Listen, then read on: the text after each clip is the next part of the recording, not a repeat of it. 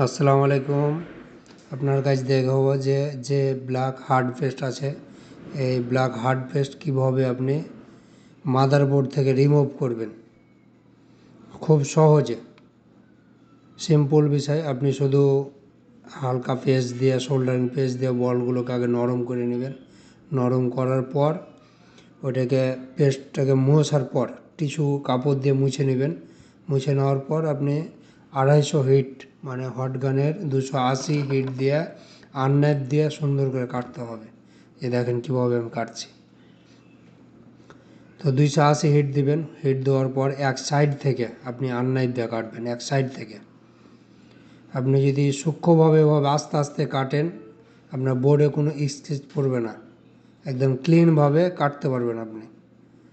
দেখেন সুন্দরভাবে পরিষ্কার হয়ে যায়।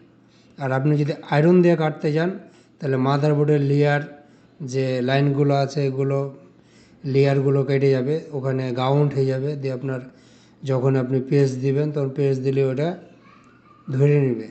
এই জন্য আয়রন দিয়ে কাটতে গেলে ঝামেলা। আপনার এই হার্ড পেস্ট, তো হার্ড পেস্ট না হলে আপনি আয়রন দিয়ে কাটতে পারতেন। তো এই হার্ড পেস্ট হলে আপনি সবসময় হট গান দিয়ে কাটবেন 280 হিট দিয়ে। আর নেট দিয়ে কাটলে দেখেন কোনো লেয়ারে কোনো জায়গাতে আপনার হবে না, আঁচড় পড়বে না বা গাউন্ড হবে না।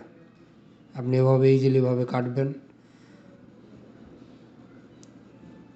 দেখেন একদম সুন্দরভাবে পেস্ট কাটা শেষ। ঠিক আছে, ভালো থাকেন। অন্য ভিডিওতে আবার কথা হবে।